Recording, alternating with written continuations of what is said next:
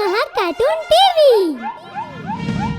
Hello बच्चों, आज मैं आपको एक और नई कहानी सुनाऊंगी जिसका नाम है मायावी राक्षस। किसी जंगल में एक डरावनी गुफा हुआ करती थी जिसमें बेताल नाम का एक मायावी राक्षस रहता था। बेताल सभी जानवरों को बहुत परेशान करता था। वह अपनी मायावी शक्तियों से कभी जानवरों को छड़ी से मारता तो कभी जानवरों का आकार छोटा या बड़ा कर देता था। बेताल को जब कभी भी भूख लगती थी वह किसी भी जानवर को उठाकर खा लेता था।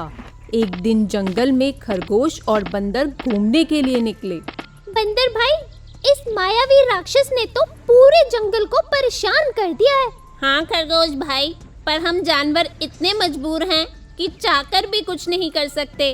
ऐसा किसने कहा भाई?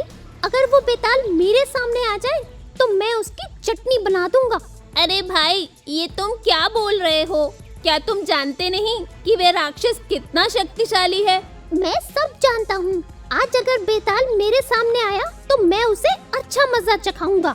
खरगोश भाई, थोड़ा धैर्य रखो, कहीं तुम किसी मुसीबत में ना पड़ जाओ। ऐसा कहकर बंदर झट से एक पेड़ पर चढ़ जाता है। तभी वहाँ बेताल आ जाता है। बेताल खरगोश को पकड़ लेता है। कोई मुझे इस राक्षस से बचाओ, ये मुझे खा जाएगा। आज तो मैं तुझे खाकर अपनी भूख मिटाऊंगा। मुझे छोड़ दो, मुझे खाकर तो तुम्हारी भूख नहीं मिटेगी। अरे तू चुप कर, वरना मैं तुझे गुफा में पहुंचने से पहले ही खा जाऊंगा। खरगोश चुप हो जाता है और बेताल उसे लेकर गुफा की तरफ बढ़ता है। पेड़ पर बैठा बंदर ये सब देख लेता है।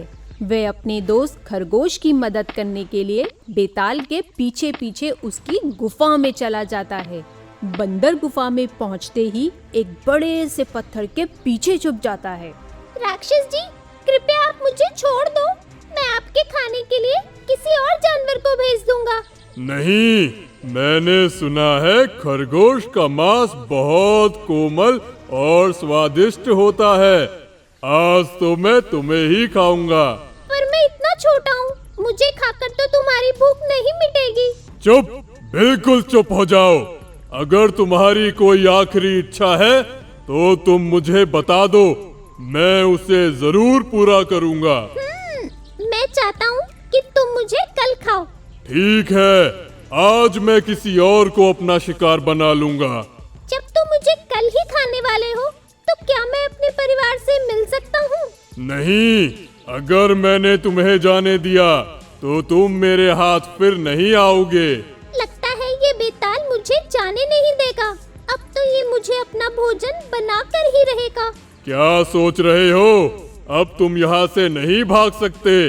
बेहतर होगा तुम चुपचाप आराम करो और अपने आखिरी समय को यादगार बनाओ। ठीक है, तो मैं अब यहीं बैठकर आराम करता हूँ। खरगोश गुफा में आराम से बैठ जाता है और बेताल उठकर एक मटके के आगे हाथ जोड़कर बैठ जाता है। खरगोश और बंदर ये सब देख रहे होते हैं। कुछ देर बाद जब बेताल वापस उठता है।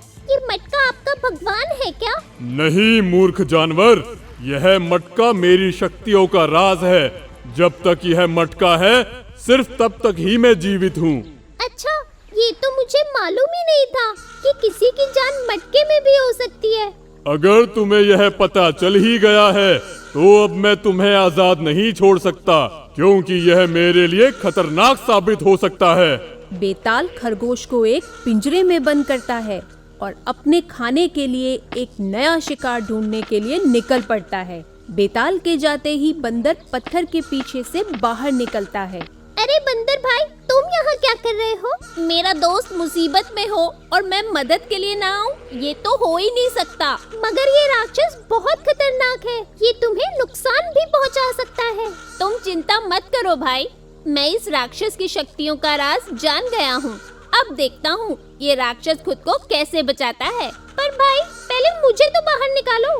बंदर अपने दोस्त खरगोश को पिंजरे से बाहर निकालता है और मटके को उठाकर सीधा राक्षस के पास पहुंचता है। बंदर खरगोश को एक तरकीब बताता है। भाई, तुम इस बेताल के सामने जाओ और मैं पेड़ पर चढ़ जाता हूँ। ये तुम कैसी बातें कर रहे हो? मैं इतनी मुश्किल से इस राक्षस के चंगुल से बचा हूँ और तुम मुझे फिर से उसके सामने जाने को बोल रहे हो। अरे तुम चिंता मत करो, तुम्हें कुछ नहीं होगा। मैं तुम्हें जैसा बोलता हूँ बस वैसा ही करो। खरगोश बंदर की बात मान लेता है और बेताल के सामने चला जाता है। बेताल खरगोश को देखते ही हैरान हो जाता है। तुम्हें तो मैं पिंजरे में बंद करके आया था, फिर तुम यहाँ कैसे पहुँच गए? ठीक वैसे ही जैसे तुम्हारा मटका पेड़ के ऊपर पहुँच गया है। अरे यह तो मेरा मटका है, यह ऊपर कैसे पहुँचा? वापस दो इसे। ठीक है, ये लो अपना मटका। बंदर पेड़ के ऊपर से मटके को फेंक देता है और वह मटका टूट जाता है। मटके के टूटते ही राक्षस भस्म हो जाता है और सभी जानवरों को उस मायावी राक्षस से छुटकारा मिल जाता है। इस तरह बंदर अपनी समझदारी से जंगल को बेताल के अत्याचार से बचाता है और प्रशंसा का पात्र बनता है। इसके बाद सभी जानवर खुशी खुशी बिना किसी डर के जंगल में रहने लगते हैं। तो बच्चों, यदि हम समझदारी से काम करें तो किसी भी समस्या का हल निकाला जा सकता है। अगर आपको हमारे वीडियोस पसंद आ रहे हों तो इन्हें लाइक करें, चैनल सब्सक्राइब करें और हमारे कार्टून शो सबसे पहले देखने के लिए बेल आइकन दबाना ना भूलें।